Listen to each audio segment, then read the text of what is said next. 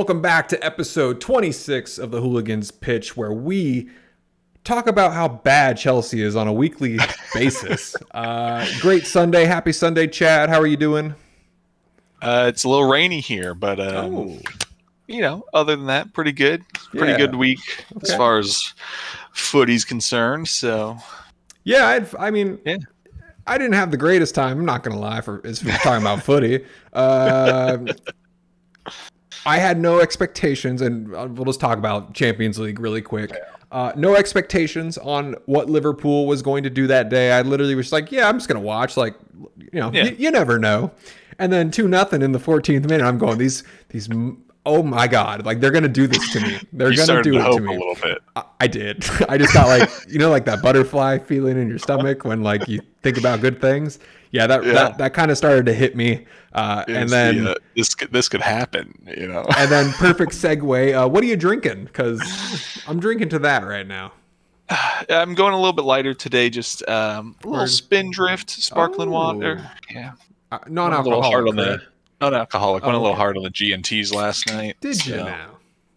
Yeah, Well, congrats. I am doing Founders all day. Same boat. Chilling out. Very nice, yeah. It's like water once you have 8 or 9 of them, so it hydrates you. Yeah, exactexactly. So yeah, Liverpool, that was pretty disappointing. Am I surprised we lost 5-2? No. Am I surprised we were up 2-0? Yes. Yeah, I think I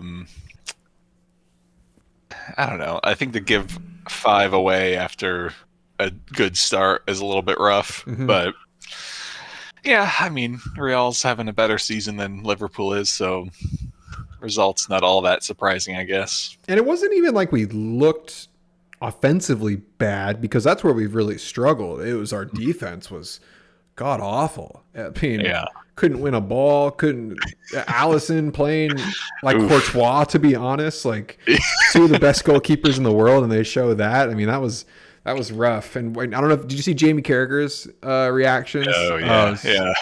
It was great, but also terrible at the same time. So, yeah, well, that's just kind of sums up Liverpool's season in one game, I think. Like, it does, but honestly, if this game happened in Madrid and we were coming back home, I'd actually feel kind of confident, because we've been in this situation before. Yeah. But the fact we have to go away now, like, we already have 5 away goals. Like, that's crazy. So, no expectations for the second leg. But let's talk EPL. Let's talk, I guess the Friday match, Fulham and Wolverhampton. Nothing too exciting there. So a couple good saves. Jose Sa played pretty good. Yeah. We saw a great goal the last final minutes. That goal was sweet. That's one of my nominations for the week. Manor Solomon tying the game 1-1. What'd you think of that game? I mean, I think it was kind of the same Fulham we've seen over the past few games, where they're just like taking way too long to really get anything going in the game, and then by that time they're either already down or it's just like too late to really get a win from the game. So yeah, like Wolves looked fine, like kind of the same they have. But I mean, Solomon's goal was just the lovely curler from outside the box like that. Ooh, love those ones. Yeah, it was a great touch. This was definitely kind of a win in the Wolves book. I mean, you're drawing a top 6 team, so it's just 1 point away from relegation zone. But Fulham, looking back, they're going to be like, this could have been the game that we needed to stay in top 6 too. So again, I mean, I don't know. It's Fulham. I think wherever they finish at this point will be a pretty successful season. I don't think they expect to be 6 right now. So. But I mean, I guess you do want to stay up as high as you can. So, what do you think Fulham needs to stay relevant? Honestly, I think it's just like they just look tired already. Like, and from the moment the match starts, it's everyone's just kind of exhausted almost. And then I think they do end up picking it up a little bit, but it's just too little too late. And, Mitrovic is injured, and even when he has played recently, he hasn't done much. I think Vinicius is their other striker, and he hasn't really done anything. Like they're just, I think, running out of options, and maybe a little bit of the luck that they were riding on. But well, this is the goal scorer, Solomon. This is his third substitution in a row where he's scored a goal. So at what point is he going to get this starting nod and replace someone else who, isn't holding up their end of the deal? Yeah, you might as well go for it. I mean, right. Either this guy is just, the super sub kind of guy, and when you start him, it won't be the same. But, I think things have already kind of been a little bit shaky for the past few weeks. So if this guy's scored 3 in a row, might as well start him, get him in there, see what he can do. Especially for a full 90. Yeah. Bring it in post halftime. All right. Want to move on here? Yeah. Let's go. Let's do Leeds and Southampton. So if we look at our flow chart here, Southampton beat Chelsea, Leeds beat Southampton. Therefore, Leeds is greater than Chelsea. However, Leeds is 17th. But they're only 8 points away from catching up to Chelsea. Do you see Leeds possibly making that happen? I don't know. I mean, that's kind of a big gap to catch them with other teams in there. But Chelsea is pretty terrible these days, so so if Leeds beats Chelsea this next week, then it's right there. I wonder what the odds are on that. I'd like to know the odds on Leeds catching Chelsea, because I just want to start shitting on Chelsea. Can we just jump into Chelsea too? Because I know they played. Today, it's not a bad shout that Leeds could catch them. Honestly, like it's really what I just want to talk about. Like how are they struggling this much to where in 2023 Ollie Watkins has scored more goals than the Chelsea squad? Yeah, how? Look, I have no answers for you at this point. Like, they've got the money and the players and should have the tactics, but they can't score a goal. In all of February they scored 1 goal. It's gonna be the easiest goal of the month competition. I was gonna say, are they even gonna release that? Are they gonna put that on social media? Goal of the month? I don't know. I think you maybe just forget about this month, because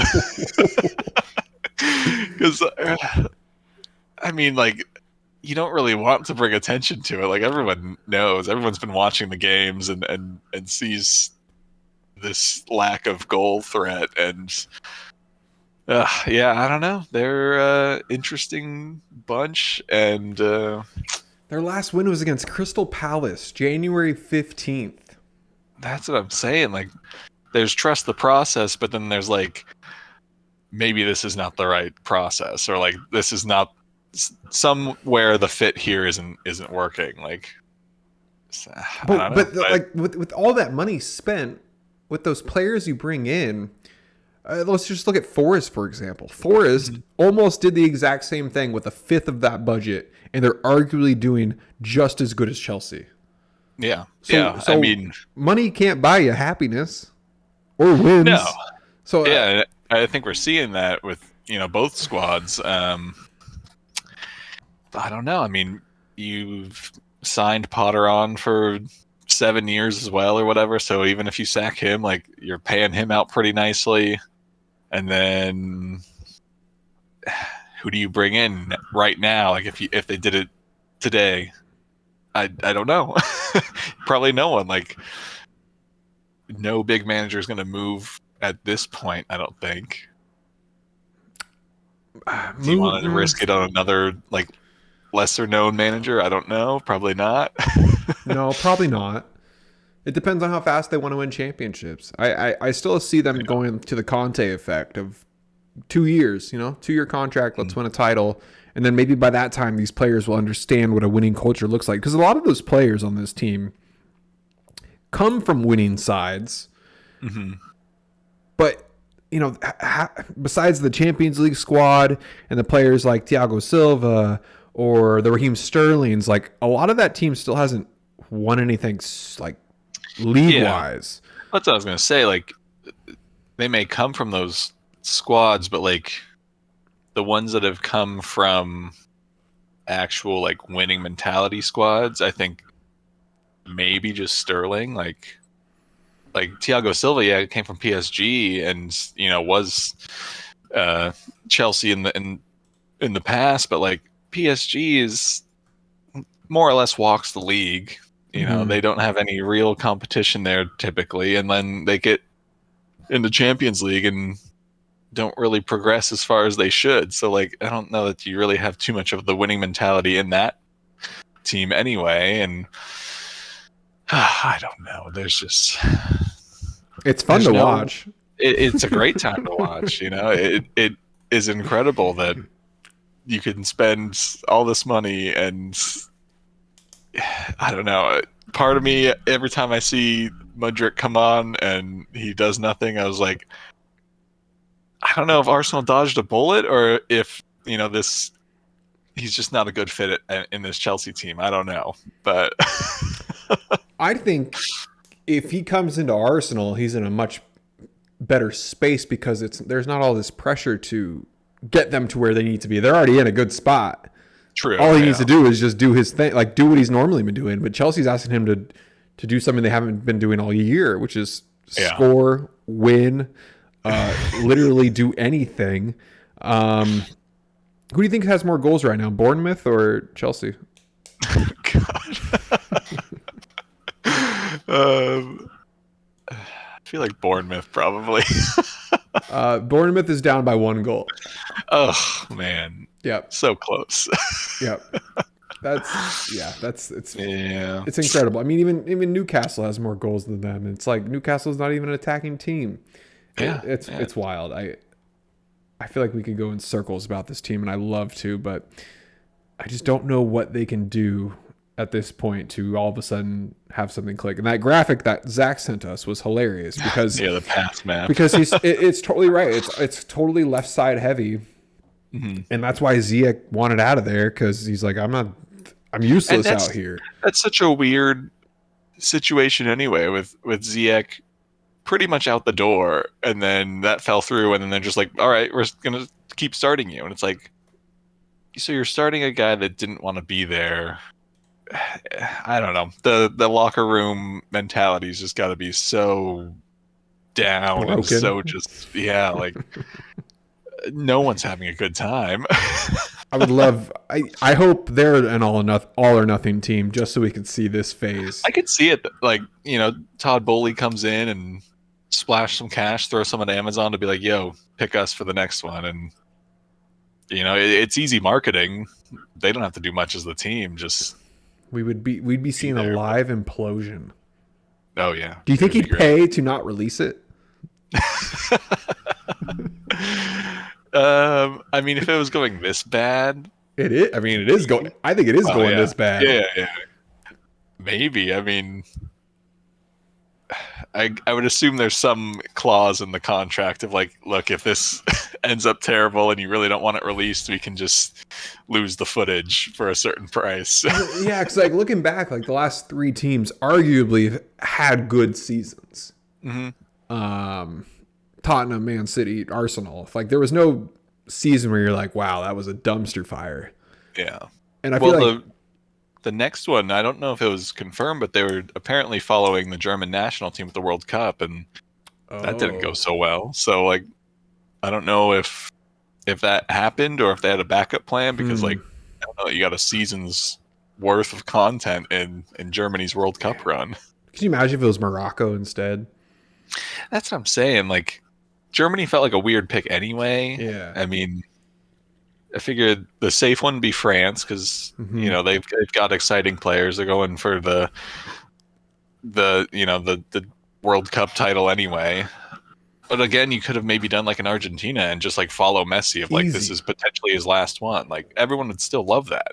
Yeah. So and it helps that they won the whole thing anyway. But yeah, I don't know. I mean, I'd love to be a fly on the wall in the Oh, me Chelsea too. Me too. training and dressing room and just like I don't imagine anyone like having a good time. Well, and Potter's been, I believe he's been skipping out on a lot of like public interviews. Oh, really? I haven't really paid attention to it. So Dang. we don't even really know what's going on with him. I'm sure, he's not too happy with what's going on. No, can't be. I bet Tuchel's smiling in the background though, just going sucker. Oh, I mean, as like petty as it is, that's probably exactly what you want to see when you get kicked out of your manager job for no real reason. Yep. Pretty wild. All right. Arsenal, you happy with your performance? Happy. Mm-hmm. I'd say happy, but like it was a kind of a weird one. Like it was a pretty controlling performance from Arsenal, but maybe a little like lackluster, I guess, is maybe the word. Like they had good shots, they had good opportunities, just couldn't really take advantage of that. But then also a time or two of being a little shaky in defense. But is Trossard starting over Nketiah the right move? I think so. I don't know about long term, but I think so. Just because Eddie has played every single game since the World Cup ended, like he's had 0 rest. So I think this was a good move, just to give him the rest. Like he has kind of missed some good opportunities in past games, so maybe it was just a little bit of tiredness on his part to kind of lose the focus on there. But yeah, Trossard looked good up top. That's kind of one of the benefits of signing him over Mudryk, is that not only was he cheaper, but he can play multiple positions. Mm-hmm. I thought he looked good at his goal. Well, should have been a goal. Was great, but VAR. So, let's talk about VAR in that situation, because in my head, I believe, Ben White was doing a no. He shouldn't have been doing that. But how many times has that happened in so many situations where it's like, and not even the offensive player holding a defensive player, but vice versa, where it's like, okay, if you're going to call that a foul, why isn't it a foul the other way around? Or like when it could be a PK or an indirect. Like there's so like for that one to be called, I get it. I understand why, but at the same time, we see that so much and it's just ignored. Yeah. It's one of those consistency issues, because is it a foul? Yes, but I mean, just earlier this season against Aston Villa, Douglas Luiz scores from the corner kick, and like in the replay, Ramsdale is basically being like boxed out and like held, and it doesn't get called. So like that's an even more egregious foul that doesn't get called, which fair enough. But then like you can't call this one where he's holding his hand, but like it doesn't really look like Danny Ward tries to pull his hand away either, which is kind of a weird choice on his part. And so I don't know. Call it a foul if you want, but like just need the consistency, which I know we've complained about before, but it's just kind of how it goes, I guess. Yeah, and it makes you wonder how much different that play would have gone too if like say his hand was free, but he still punched it with one hand. Like what happens there? I mean, there's total like so many what ifs with that play, but luckily they made up for it later. Trossard had a nice move to then find Martinelli, little Meg. And then when Martinelli scored, I tried to see what happened because he got hurt. He hurt himself. Did someone step on him? Is that what you saw? Yeah. It looked like the guy that was tracking him, because like as Martinelli shot, he was kind of falling. Yeah. And then I think the guy just kind of stepped on his knee or like top of his leg or something, because he continued to play on for quite a bit more. So as far as I've heard, he's fine. So, but yeah, nice goal. Nice to get one here, because it was kind of looking like one of those games where just nothing was going to go Arsenal's way. But I mean, it was just a weird one where Leicester had just dominated Tottenham to the point where I was like a hint of nervousness coming into this because they were kind of coming back into form, and then they just did nothing. Yeah, very strange. There's the Twitter account, the XG philosophy, who like tracks all the expected goals from the games. Leicester ended with a 0.01 expected goals, which is the lowest they've had since they've been tracking, which was 2017. Holy crap. I didn't know that was possible. No, yeah, I mean, you don't see it, but Leicester was held to just, I think it was their total shots was 1, and it was kind of from far out. So like your expected goal value from that is, well, I guess 0.1. 0.01, yeah. Yeah, not the best stat to be bragging about there. But a victory is a victory. Y'all sit above City. Yeah. Are you backing that like kind of one game at a time, and we'll just I mean, keep plugging away? We got Everton midweek, which will bring us up to the same 25 games played. So okay, so it's at home. Should be a win, even though Everton beat us earlier. But then, then it's back to a 5-point gap, which is much more comforting than the 2 points. Well, looking ahead, your schedule looks pretty nice. Mm-hmm. Everton, Bournemouth, Fulham, Crystal Palace, Leeds, and then Liverpool in April. Yeah, got a nice run here of games that like should all be winnable. Yep. And then it kind of I think tightens up a little bit towards the end with some teams near the top, I think. But yeah, I mean, I think it's the best way to do it. One game at a time. Try not to get ahead of ourselves. Like you saw the results against Everton earlier, and was it Southampton? I think like easy to drop points, and I mean even for City, they went to Forest and drew there, so It's like not quite as decided one way or the other. It can still get nice and juicy at the end. Oh yeah, I'm sure it will too. I am excited for the finish. It's crazy we're this far in too, and like I know. Like, I feel like it's flown by.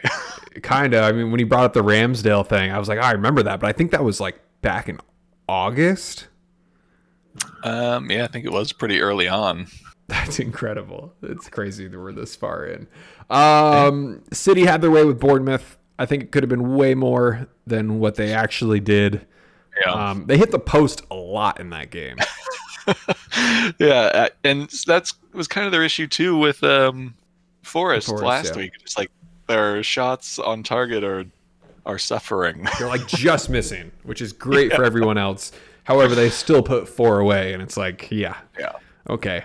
Nothing new there. Foden's in. Foden's looking pretty good again. I'm telling you, the Haaland-Foden connection is what is going to drive that team to success, because it opens up the rest of the team, and I feel like Foden is really good at keeping his eyes up looking for Haaland, and they just had their... I mean, Bournemouth's nothing spectacular. Yeah.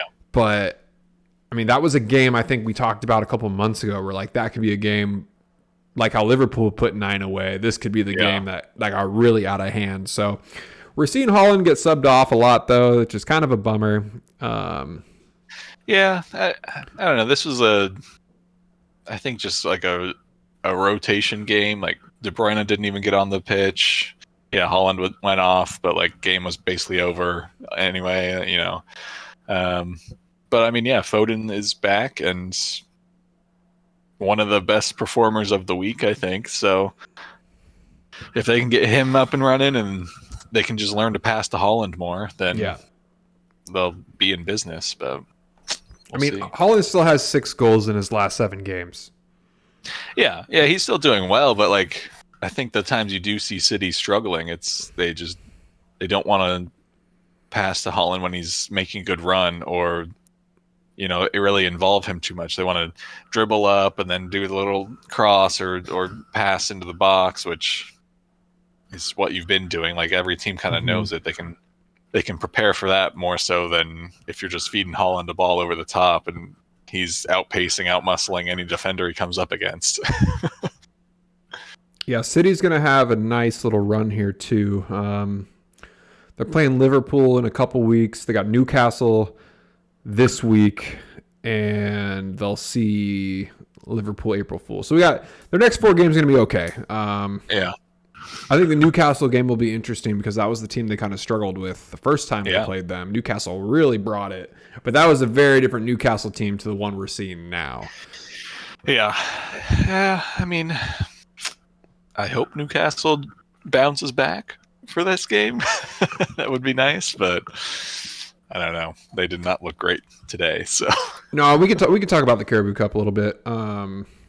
I'm sorry. Yeah, no, Caribou. Yeah. Right? That's right. Yeah. I always get those cups all mixed up.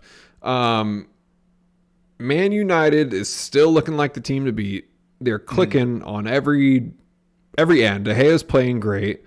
I really am not a fan of Martinez, but he's locking that back line down. Without Harry Maguire in there, that's like just a different back line. Casemiro's coming alive, pushing down the field. Rashford is nuts. I mean, I don't know how you stop this team right now. Yeah.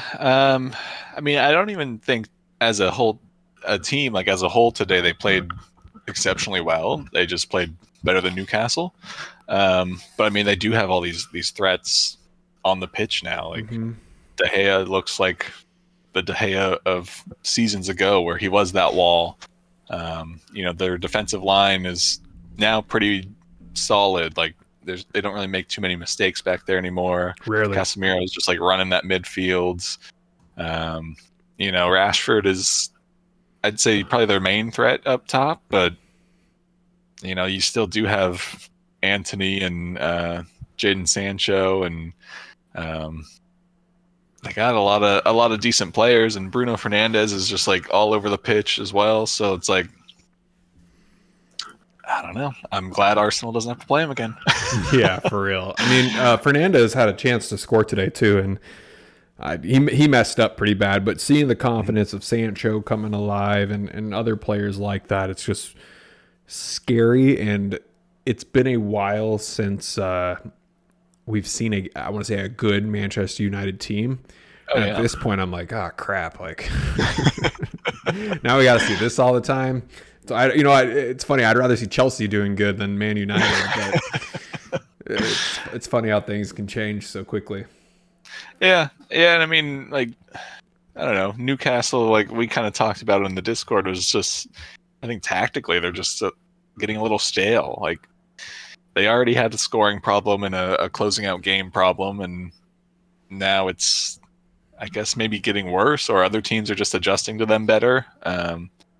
But also, I don't know what they're doing. Like, you have Isak, who is, I guess, fit, but like didn't start this game. Came on and didn't do much, to be fair. But I don't know that Callum Wilson is your starting striker for the League Cup final, right? Like, it should maybe be your promising, I don't know, 60 million, whatever he was, striker who should be able to do something in a cup final match, but I don't know. Weird. And Bruno in the middle, granted he hasn't played in a few games because he's been suspended, but like didn't look great. He tries hard, but he didn't do much. Yeah, didn't really do much. Like defensively, I thought they were a little bit like, I know they don't have Pope back there to make the saves, but do you think that would have made a difference though? I don't think so. I mean, I don't think so either. I mean, yeah, that like Casemiro's goal is, basically a right on your front doorstep header. Like anyone to save that is just an incredible save, and then Rashford's goal takes a pretty crazy deflection, and I don't know. I don't think Pope would have done better with either one, but I don't know. Just need them to show up against City. That's all I really need from them right now. Yeah, teams like to play up. So when they go against City, I wouldn't be surprised if they do. Say Maximum, I like him a lot. but again, like Isaac needs to step up too. I mean, his last big season was 2 years ago when he played in Spain and he scored 17 goals. But do you know how many goals he has in the Premier League right now? Oof. Say maybe one. He's got 3, but Okay. it could maybe be 1. I mean, Yeah. it hasn't been anything noteworthy either. So yeah, I don't know. He's played. Let's see. He's played 9 games. I'm sorry. He's played 11 games total for Newcastle, so still a pretty small number. Yeah. But even then, like, he's playing a fourth of those games. At least he's scoring 25% of the time. It doesn't make sense why you wouldn't play him today and get him in that full 90 if he was fit, which I believe he was. He looked fine. Yeah, I thought he looked fine. There's just, I think Newcastle as a whole just is a little bit. I mean, today the occasion might have got to them a little bit, and yep, messed up some plans, but I don't know. It was a cup final game, but like not a very exciting one as a neutral. Yeah, no, I'm with you there. All right, let's go to West Ham. They put 4 away on Forest. It took them a while. Mm-hmm. Didn't score until the 70th minute when their new signing Danny Ings came in there and got 2 in a quick 5, and then they put 2 more away to end the game. Do you think West Ham can ride this momentum out to stay out of the relegation zone? Because personally, I think they can. That's kind of what I had in my notes here too. Is this like West Ham is now flying high, or is this just like a one-off sort of game? Well, they wanted Ings. They really wanted him, and Ings was playing pretty good before he got there. So now to see him, okay, like he scored 2, like that's the guy they wanted, and now he's like starting to make it happen. I can definitely see that being a successful signing for them. I just think it took too long to get 4 goals. I mean, great, they scored 4 goals, but that game was tight until they broke it open. And once they broke it open, everything was flowing. Then they just started the momentum was churning. Yeah. I mean, yeah, it looked like more that like Force's defense just kind of let Navas down, because like Navas had 6 saves, he had 5 clearances. Like, dude was still playing like he plays. He's a wall back there for the most part. But I think the Forest defense just kind of fell apart, or no really Bally, right? No really Bally. So yeah, I mean, I don't know if I see West Ham going like too far with this, but I think they will at least get enough lead over the relegation zone to like not really be a worry anymore. I think so too. Nomination Declan Rice for his goal. Mm-hmm. I like that one. Again, I always love the one where they're like, "Yo, give me the ball, I'm putting it in the net." Like, yeah, and it kind of floated too, which is nice. It was nice. Those are fun. Shout out Danny Ings. He's my nomination for Player of the Week. Just saying it now. And again, West Ham might get Team of the Week too. They might sweep it. Again, my Player of the Week is subjective. We could change it. But that's what I got right now. Any team that scores 4 goals and kind of crushes another team, I give it to you. So, and a shutout too. So we'll keep it there. Yeah. Not even City shut out. Yeah. So. City probably would have gotten it too if they did, but not today. All right, let's talk about Pool. We have a curse against Crystal. I mean, look, going away to Crystal Palace, always a tough match. Like, even Arsenal has struggled there. Like, Palace is typically decent at home. So, like, walking away with a draw is not the worst result there. Unbeaten in 3 matches in the Premier League now. That's you're on a run. Yeah. Okay. So, was it a great performance from, like, either side? No, not really. I think Crystal Palace maybe had some better chances in there, but it's a game we have to win. But I want you to hear out my fan theory here. Cool. You ready for this? Yeah. Okay, who did I sub in this week?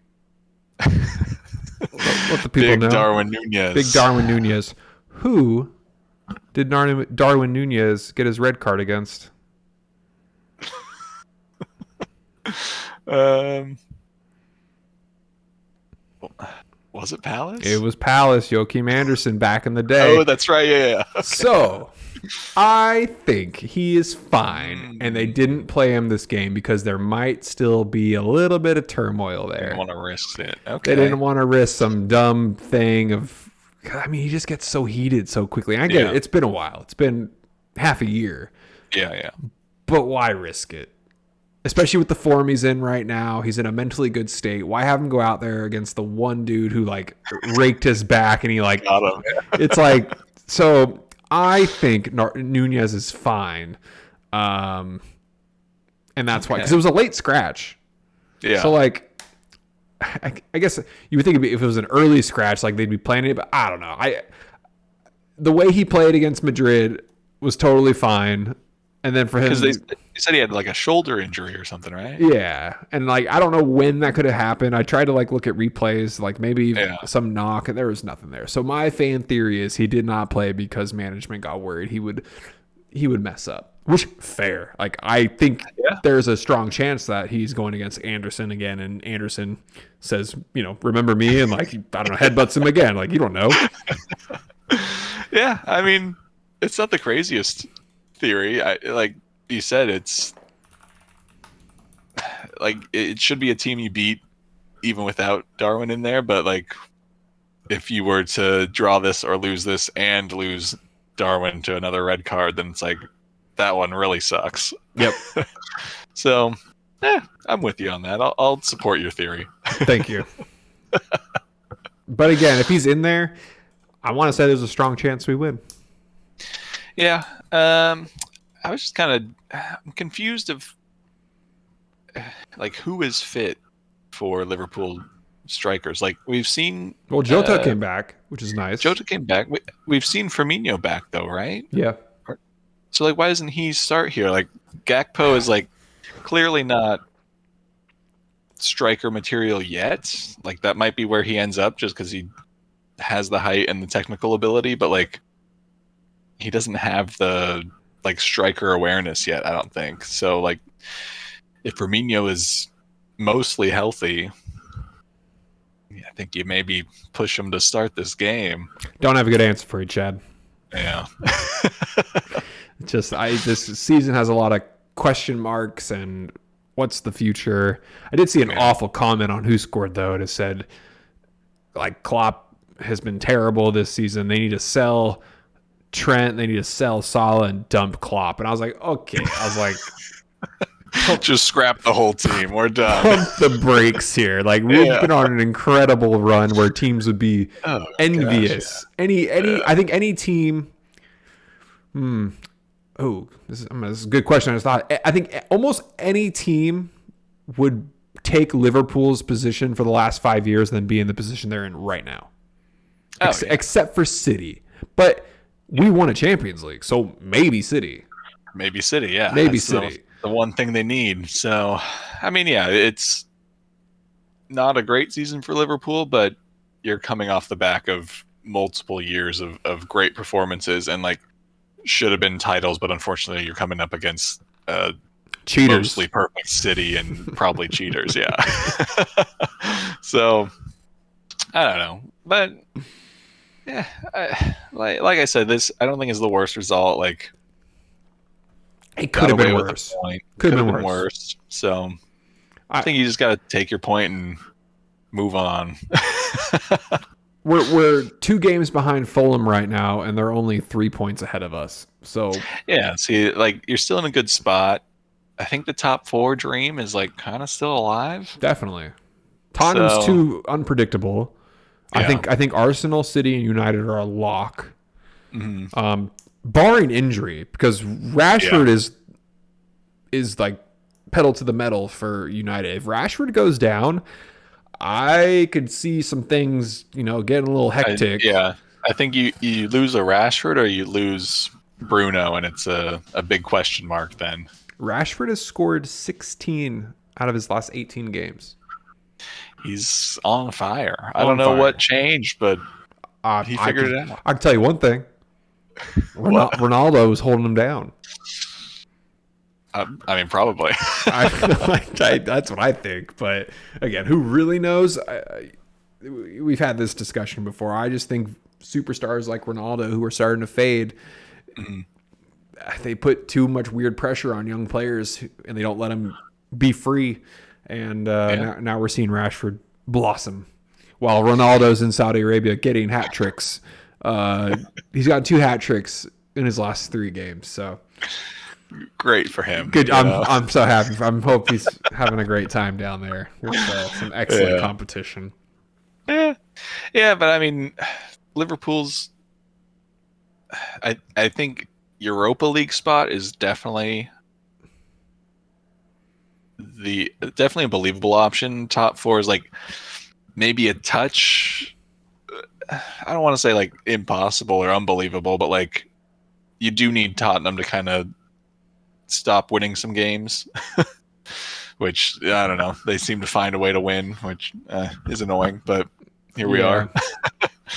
But I mean, like Newcastle, I think you'll catch them.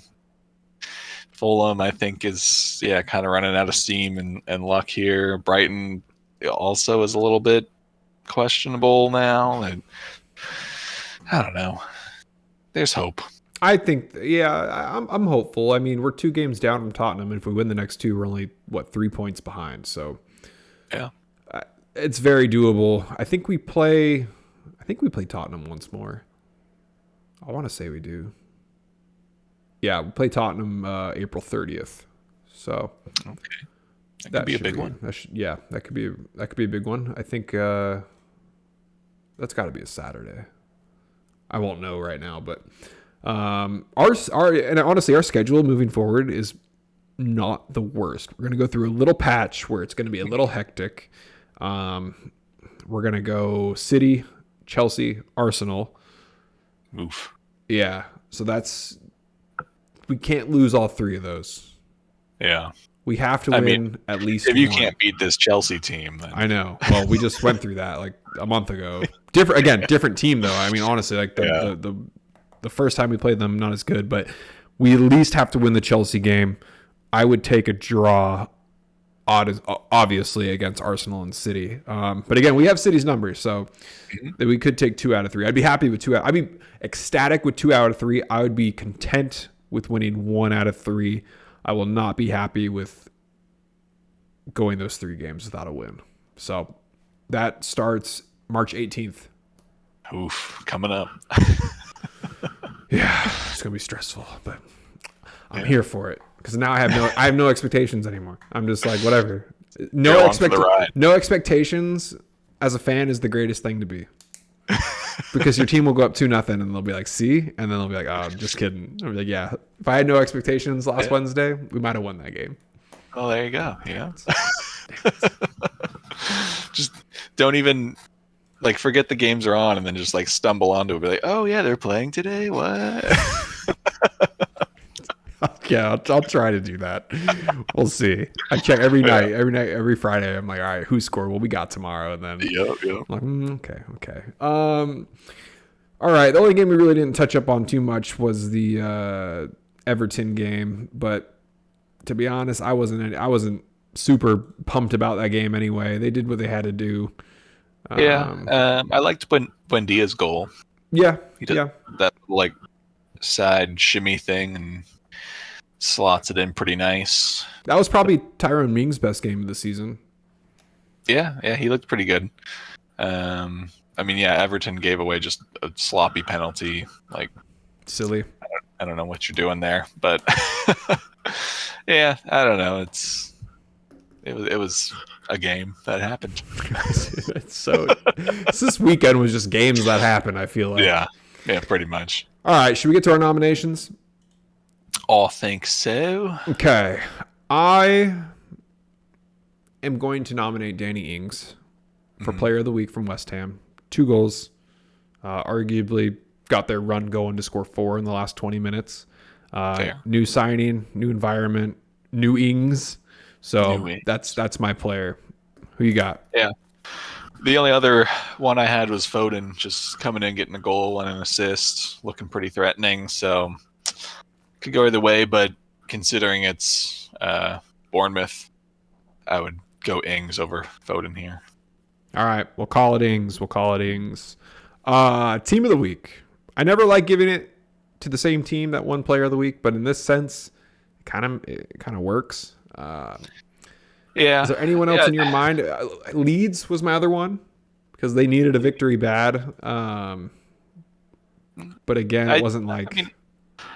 I would lean towards West Ham more between those two. I mean, the only other one I had was United for winning the League Cup final, but it wasn't like a dominating performance. So I don't know. Oh yeah, I'm trying to stick to Premier League too. Yeah. Understandably, they won the cup, and we do track those things, but if it would have been Newcastle winning that game, I might have given it to them, but yeah.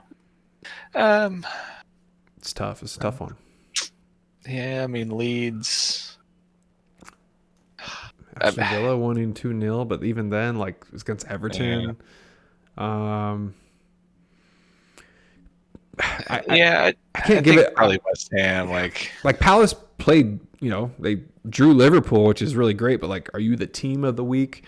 In my head, no. I think we have to kind of go West Ham.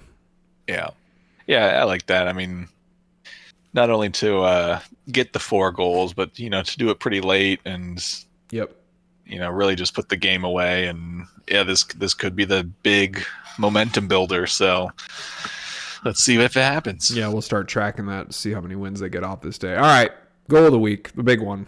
There's a couple in here I really liked. Yeah, there were some nice goals. Why don't you start? I got Buendia's goals on my list, Okay. Rice's goal, Yep. Solomon's goal, And then one and more. then Skip. That was a heater. It was a heater. That was and it's against Chelsea, so I mean, double whammy. Double whammy. I don't like putting Tottenham in here. I don't think a Tottenham player has won this yet. that was kind of my only holdup. Is like, not necessarily that it's a Tottenham player, but that was like, Skip is the player that it's just, he's not a big name. He's not a fun name. Yeah. That's tough. I really like Solomon's goal. Yeah, I think I'd lean to either Solomon or Rice, just because those like kind of curly, floaty ones are just so lovely to watch. Like the banger from Skip is a fun one, but we see those type of hits. I don't say often, but we see them enough. I'm gonna watch Solomon's goal one more time. It's just such a sweet hit. Good. So let's look at Declan's again, because Declan shot it more from the middle. Yeah, of the but pitch. I love that he calls for it. He wants it. He knows he's about to hit this thing. Like kind of picks a spot and takes a shot. But come on, watch it one more. Oh man, they're both so good. Yeah. I don't know, but I mean, what, Solomon 3 in a row now? 3 games in a row. That's doing pretty good. West Ham would sweep it if we give it to Rice. Man.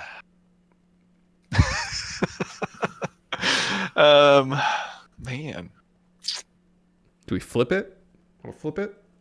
This is. It could go either way for me. Yeah. Would we be decisive? All right, if we go context, because Solomon's goal meant a lot. Solomon's goal meant a lot more. True. Yeah, it was the one that kind of really helped Wolves get something from the game. So, yeah, I think I'd lean Solomon. Like Fulham. West Ham was already. But they already had 2 goals by this point. Yeah, it's made it. So, kind of just piling on the pain, but and Solomon equalized. Yeah. Way better celebration too. So, Yeah, let's do Solomon on this one. Sorry, All right. Rice. Sorry, Great goal, Rice. but Was good. Again, tough competition. yeah. Dang, Fulham, man. So we've had a Crystal Palace, a Fulham. Wait, have we had 2 Crystal Palace? Um, Who was our first one? have we? Because I know there's the Elise free kick against Yeah. United. Schlupp. Mm, So we've gone, Schlupp. we've gone 2 Crystal Palace and 2 Fulhams, I'm pretty sure. Well, hey. Hey, keep winning it. Do your thing. Yeah. That's hilarious. They may not be high up the table, but they're scoring some lovely goals. So That they are. That they are. And maybe that momentum can start bringing them to the top anyway. yeah. Well, Chad, I got nothing more today. I had a whole segment on Mo Salah, but it's going to have to wait. Yeah, we'll have to wait on that one. Yeah. Yeah, just I don't know. Just a weekend of footy. Like there was no huge deal. I mean, I guess there's like a little bit of VAR controversy in today's game, but I guess we can. Did you see that the ZH? Well, did they give him a red? It was a very strange situation because he initially didn't look like he was getting anything, and then the ref gave him a red, and then he went and checked the monitor, Right. and then went down to a yellow. Okay. So why? What? I'm always confused by their initial reaction, and they redact it. Why? Why do you think they redacted it? What would have changed your mind? So for me, I think Ziyech should have been off anyway, but I think it should have been a double yellows kind of situation. Because I think the ref gives Havertz a yellow card when he didn't really make the tackle. It was Ziyech that makes the tackle. Then Richarlison stands up, gets in his face because That's what he does. And then like it's an argument, but ref's right there and is pretty much over. And then Emerson comes in and just kind of like shoves Ziyech in the back. And then that's when he responds with like, it's like a push on the upper arm, and it kind of like slides into his face. So I think if you look at the context of that, it's probably, I'm going to say it's a yellow, like another yellow. It should be double yellow because he should get the yellow for the tackle and for this. Mm-hmm. So he should still be out, but I'm okay with it not being a straight red, just because like he was kind of walking away at that point from the initial confrontation and then gets kind of brought back into it. And then it's not a direct hand to the face, as it kind of slid up his arm. Right. Still, not something you should do, but I think. Now, I don't know if I know this rule. If a ref gives a yellow card instead of a red, can they still review it? I don't believe so. I think so. Maybe that's why he went red. Maybe. Yeah, because it was like the weird, like everything kind of fizzled out, and he handed out a card or two, and then he was like still clearly listening to someone in his ear, then walks over, gives the red, but immediately goes and checks the monitor. I wouldn't be surprised if that was communicated, saying, in order for me to look at this, I have to give you red. Because it didn't seem like they were that, like, what? Yeah. Like, obviously they're going to be like, wait, what's going on? Why is the red coming out? But it seemed pretty straightforward. I don't know. In my head, I'm like, I could see that being a red, and then I can also see it being 2 yellows, and the fact he only goes 1 yellow. Okay. Yeah. I've seen worse this season, and red cards have come out, so I'm just like... Yeah, exactly. I mean, I don't know. I think the ref probably takes the context of the situation in there, and that's why he leaves it as a yellow, though it probably should have just been a second yellow anyway, but... that's just the reffing and inconsistencies that we deal with in the Premier League. Yeah, I wonder if Ziyech is looking for any way to like make sure he can just get out of Chelsea too. He's like, I'm just gonna do whatever I want. Like, it doesn't even matter. PSG's coming for me next year anyway. Like, they want me. This team doesn't really want me to. They're just injured. It's bizarre. Super bizarre. I don't know. That was the only like real VAR issue. Like, I mean, the Arsenal one was like meh, but technically a foul, so it's fine. Yeah, I don't know. It's just kind of a weekend of footy. Nothing like crazy. No, I can't. We need a crazy weekend. We just need some games that are just like killer games, and this week wasn't really it. Two kind of blowouts, lots of 1-0, but not like exciting thrillers. No. So yeah, we look. I think March. I think as we just 5 more games, and then we're gonna be like, okay, we're at the finish line. This is where things are gonna get crazy. The title race is on. Title race. That relegation battle's still pretty tight down there. Like, oof. Yep. All right, Chad. Well, with that, we'll end this episode 26. Hope everyone has a fantastic week. Man. I know we will. We'll see some games on Wednesday, Saturday, Sunday. Wednesday's going to be a fun one. So I'll be watching. Maybe we'll do a little midweek pod if we have time. I don't have games. I only have games on Tuesday. So I should be pretty free this week. So I'll let you know if we have a little bit of time to kick it. And until then, we'll see y'all soon.